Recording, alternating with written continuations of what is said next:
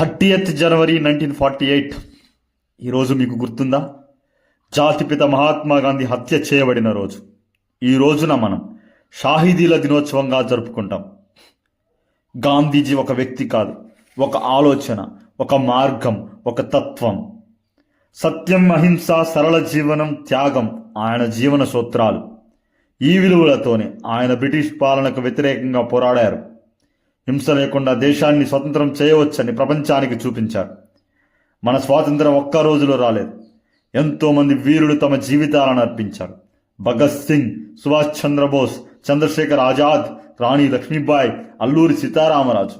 వీరు త్యాగాల వలనే మనం నేడు స్వేచ్ఛగా మాట్లాడగలుగుతున్నాం. షాహిదీ దినోత్సవం రోజున ఉదయం 11 గంటలు దేశవ్యాప్తంగా 2 నిమిషాలు మౌనం పాటిస్తారు.